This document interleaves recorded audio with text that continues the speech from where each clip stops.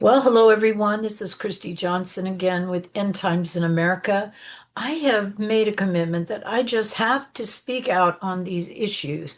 But I want to start by realizing that everything that is going on now is actually revealed to us in the Bible itself. Now, when I talk about end times in America, many people get concerned. They go, well, America's not in the Bible, oh, blah, blah, blah. My answer to this is very simple.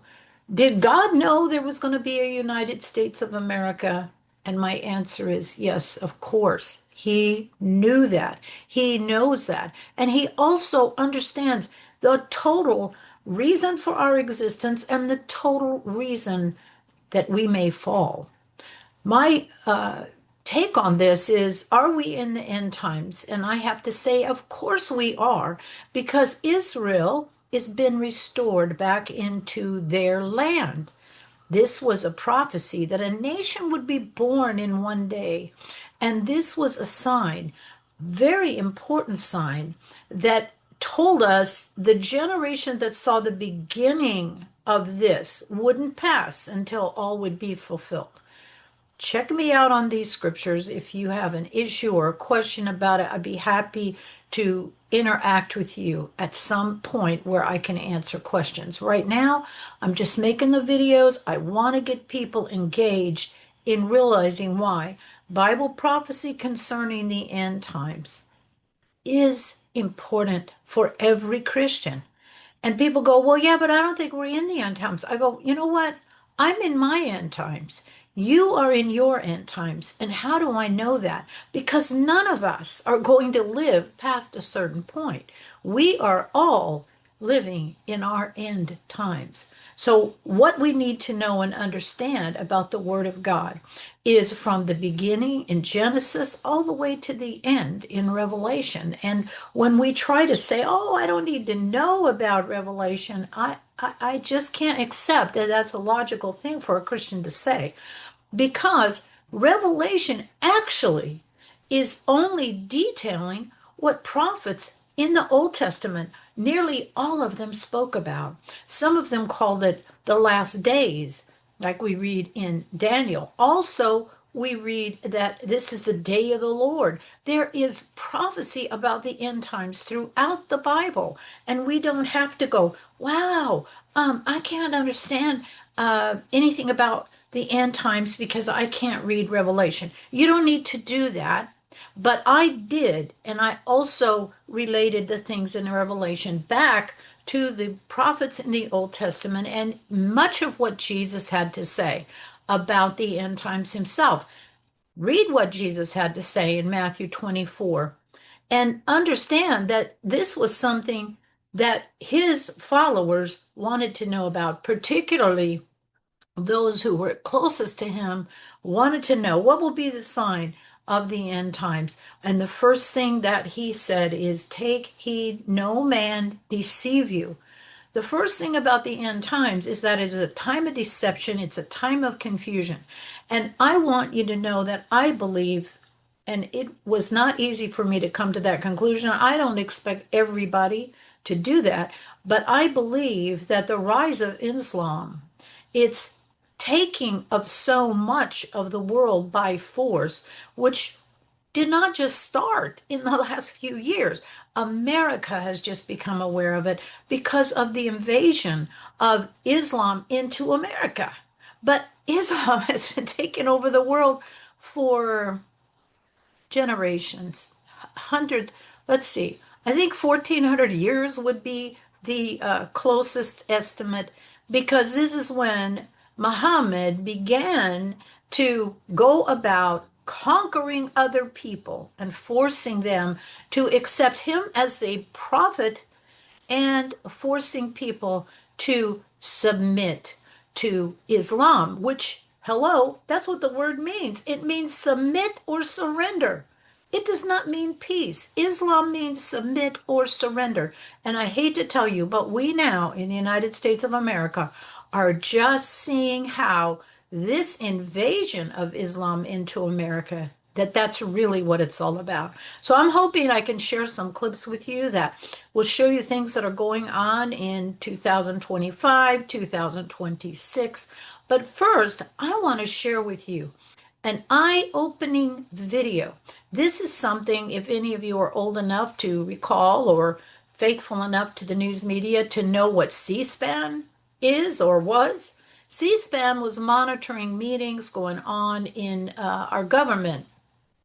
And this came out, CNN actually around the same time. So we're talking about a clip I'm going to share with you from 1989. You'll see the date stamp on the clip, but it is really important because it is one of the first things that should have, but didn't, should have indicated to America that we were in trouble because of Islam in America and what its plans and intentions were. So I'm going to share the clip. It probably will have to be in a couple of segments here, but I really want you to see this. This is someone speaking about Islam very openly, and notice that she says the goal is to make America a Muslim country. She repeats this several times in her 20-minute talk. I'm only going to show a few minutes and then I may comment on that, but I want you to pay attention to her words. This woman is now passed away, but this meeting that was held with Muslims and was covered by C-SPAN was showing in their words and their agenda what they wanted to do as Muslims in America. I think you'll be shocked, but remember that this was 30 some years ago and nobody paid any attention. Our next speaker is Sister Sharifa Al-Khatib. Sister Sharifa has been an activist for 25 years in many fields and areas. She has worked as a teacher here in this country and overseas, both in elementary school and later teaching in college. She has a master's in comparative religion, and she presently works as the managing editor for the American Journal of Islamic Social Scientists. And as a footnote, she ran recently for the Board of Education in the Fairfax County here in the D.C. area. And her topic will be education. I was asked to speak today about education because I believe that education is one of the most important areas that Muslims have to address. And while our objective, our final objective, is not just to become part of the system that we experience now and that we see, our objective, our final objective, is to create our own Islamic systems, and not only create Islamic systems for Muslims, but to look at all the other people who are sharing this country with us as potential Muslims. And if we look at them as potential Muslims and feel that we have the obligation, which Allah has told us, to try to bring them into the same style of thinking, into the same way of behaving, into the same objectives that we have, then we have to have some way that we can communicate with them and some way we can work with them. And in that long-range process of making America Muslim, all of America Muslim, then we have to have some actual short-range goals. We have to have some way of dealing with them and know how we're going to deal with them and in which ways, and be very calculated about it, or else we will not accomplish our goals.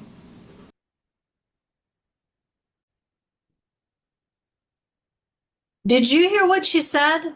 Their ultimate goal is to make all America Muslim.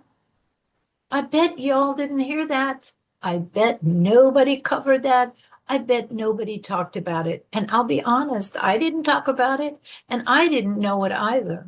But the fact is, that was taking place in 1989, their plan and this meeting, she says, to make all America Muslim. And I'm not taking her out of context because I'm going to let you see the rest of the video, but I just want you to pay attention, because we didn't see this when it was going on. I didn't see it when it was going on. And it wasn't until later, after I met Usama Dakdok, that I discovered this video online. And I said, oh my gosh, we should have known long ago. They were clearly telling us what their plans were. I want you to know that understanding Islam is a complicated thing. Maybe even if you saw it, you would have went, oh man, that's okay. All America will never become Muslim. That's crazy. Have you been paying attention, though, to what's going on in Texas? Because that's where the story is starting to come out.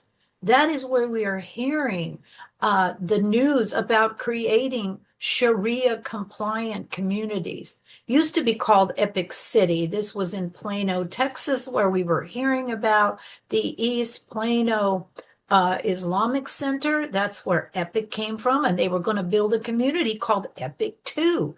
They already had Epic 1, which was a neighborhood of Muslims who were living within a certain community in houses all close together in the neighborhood. But now they were going to build a whole community, and people got wise when they heard the comments about Sharia. They all went crazy when they heard about Sharia. But I have to tell you, the problem is why we won't get Sharia stopped is because most Americans have no clue what Sharia is. The word Sharia means law, and it is Islamic law. But whenever Muslims hear people talk and say Sharia law, they know immediately, oh, this person does not speak Arabic. Therefore, they really don't know what they're talking about. Because if you don't know what the Quran teaches and you don't understand that Sharia is law, it is Islamic law. If you don't know that, then you're saying Sharia law means la la. And as my friend Usama likes to say, that means you're in la la land. You don't know what you're talking about. So it is a big problem, because even if people are hearing people talk about Sharia, they go, oh, there'll never be Sharia in America. Oh, Muslims are just nice people. They don't want to make America a Muslim country. That's impossible. No, it's not impossible. And it is happening now.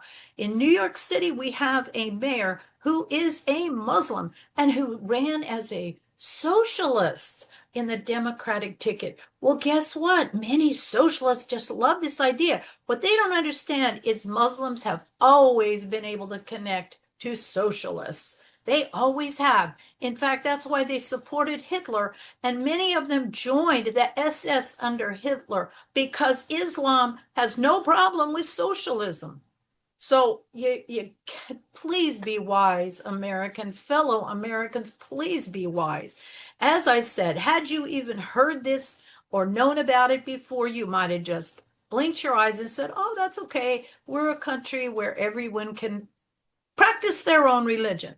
But what if your religion teaches you that everybody who is not in your religion has to be killed?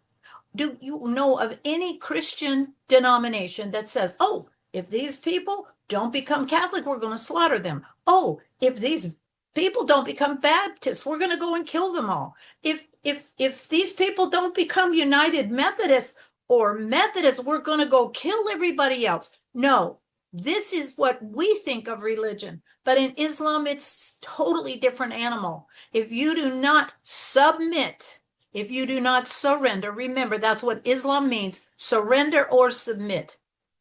If you don't submit, you don't convert, you don't accept Islam, ultimately they have to kill you. You can send comments to End Times in America. I have to tell you, End Times in America is my email address, and it is at gmail.com. Yeah, my website, End Times in America. Oh, yeah, it got taken down, over 10 years ago. People didn't like what I was seeing. But God bless you all. Please stay tuned. I'm going to continue with this video and more and explain to you why all of this, I believe, came straight out of Bible prophecy, the Old Testament prophets as well as the book of Revelation. God bless you. Thank you.